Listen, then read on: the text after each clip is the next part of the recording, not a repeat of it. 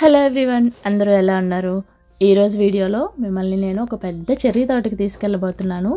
మీకు అప్పుడే డౌట్ వచ్చేసిందా, ఇప్పుడు చెర్రీ తోటలు ఏంటి అని? అవునండి, ఇది నేను లాస్ట్ సీజన్లో సమ్మర్లో వెళ్ళినప్పుడు షూట్ చేసుకున్నాను. ఈ గార్డెనింగ్ వీడియోస్ చేయడంలో బిజీ అయ్యి ఈ వీడియో పోస్ట్ చేయడం మర్చిపోయాను.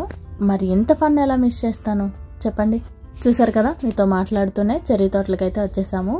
ఇక్కడ నుంచి ఆ దూరంగా కనిపిస్తున్నదంతా ఇదంతా వీళ్ళ తోటలేనండి.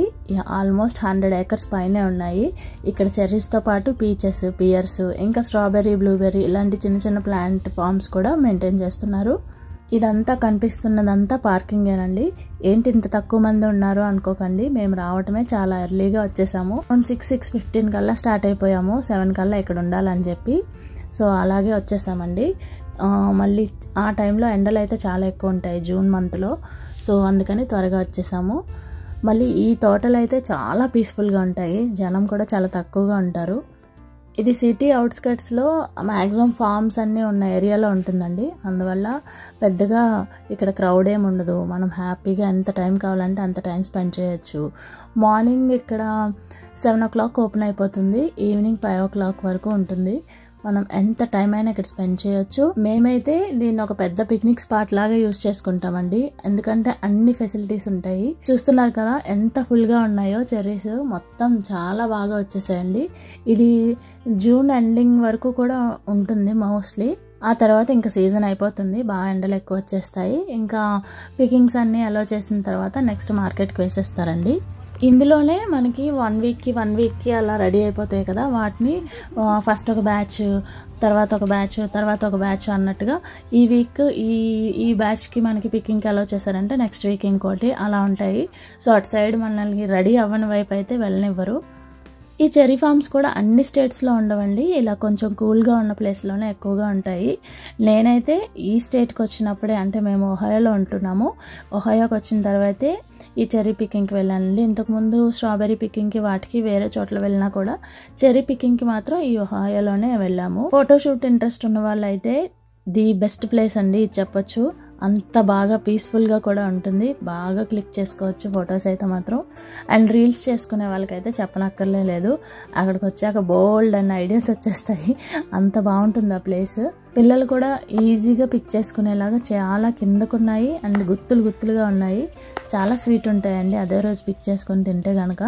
అండ్ మనకి ఇంకా ఇక్కడ చిన్న విషయం తెలియాల్సింది ఏంటి అంటే, మనం ఇలా పిక్ చేస్తున్నప్పుడు ఈజీగా చేతిలోకి వచ్చాయి అంటే అది బాగా రైప్ అయ్యి చాలా స్వీట్గా ఉన్నాయని. కొంచెం గట్టిగా ఉందంటే మాత్రం ఒక 1 or 2 daysలో రెడీ అయిపోతుంది. లేదంటే ఇంటికి తీసుకెళ్ళిన తర్వాత నెక్స్ట్ డే తిన్నా కూడా చాలా బాగుంటాయి.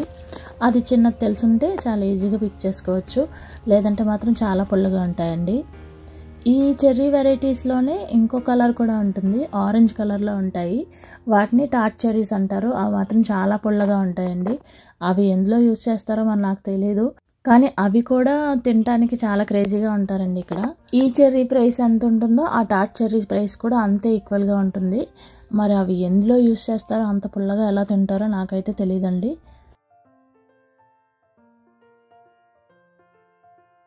మేమైతే మార్నింగ్ వచ్చేసాం కాబట్టి బ్రేక్ఫాస్ట్ అవి కూడా కుక్ చేసుకొని తీసుకొచ్చేసామండి ఇక్కడ బ్రేక్ఫాస్ట్ చేసుకునేలాగా.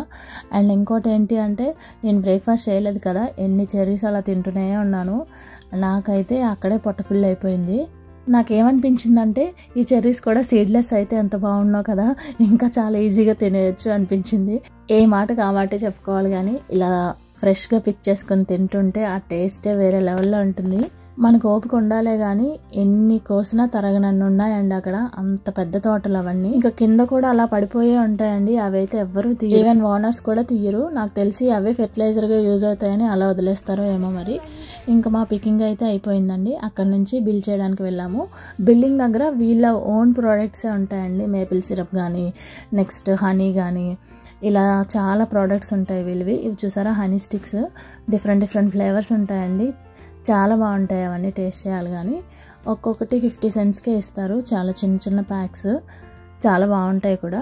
అండ్ ఇక్కడ నుంచి జంక్ ఫుడ్ కూడా ఉందండి, అది దానికైతే ఏ స్టోర్కి వెళ్ళినా కొదవ ఉండదు.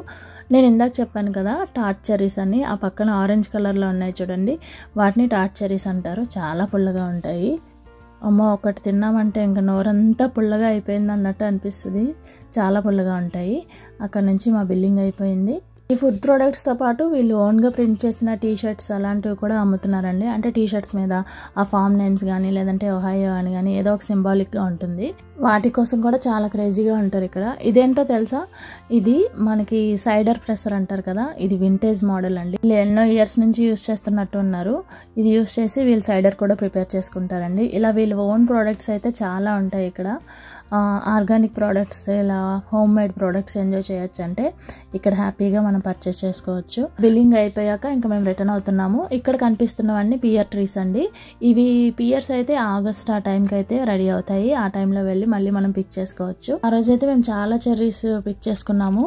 అందులో కొన్ని చెర్రీ ఫ్రూట్ జామ్ చేశాను. ఇంకా జామ్నే యూజ్ చేసి కేక్ కూడా చేసామండి. చాలా బాగా వచ్చింది. అండ్ ఈ ఫ్రూట్ జామ్ కూడా నేను ఇయర్ అంతా వచ్చేలాగా క్యాన్ చేసుకున్నాను. నెక్స్ట్ వీడియోస్లో అది కూడా పోస్ట్ చేస్తాను. సో ఇదండి ఓవరాల్ వీడియో.